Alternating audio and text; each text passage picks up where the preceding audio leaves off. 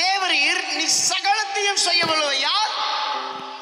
தேவரீர் நீ சகலத்தையும் செய்ய வல்லவர். நீ செய்ய நினைத்தது ஒரு காலமும் என்ன ஆகாதா? ஒரு காலமும். நீங்க அண்டர்லைன் பண்ணுங்க, காலம், ஆண்டு, ஒரு காலமும் அது என் வாழ்க்கை என்னப்படாது, தடைப்படாது.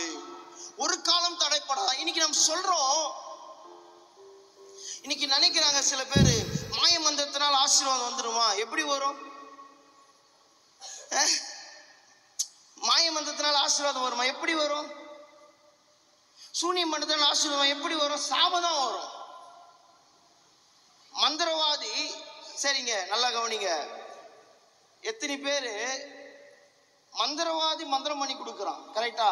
ஆனா அவன் பிச்சைக்காரனா தான் இருக்கிறான். ஏன் அவனால ஆசீர்வாதமா இருக்க முடியல? ஜோசியம் பார்க்க போறீங்கல்ல, ஏதோ சம் ஜோசியம், கிளியோ மயிலோ குக்கோ வாத்தோ சோழியோ கிளியோ ஏதோன்னு பார்க்க போறீங்க. அவன் பணக்காரனுங்கிறானா தெருவில் தான் இருக்கிறானா?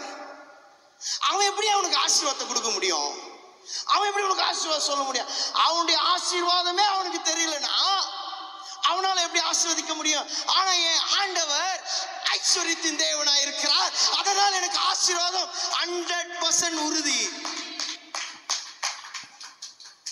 என் ஆண்டவர் சகல சம்பத்துள்ள தேவனா இருக்கிறார், அதனால எனக்கு சகலமும் நன்மைக்கு ஏதுவாகவே செய்ய முடியும். பக்கத்துல பர்சனல், ஆண்டவர் எனக்கு நன்மைக்கு ஏதுவாக செய்ய முடியும்.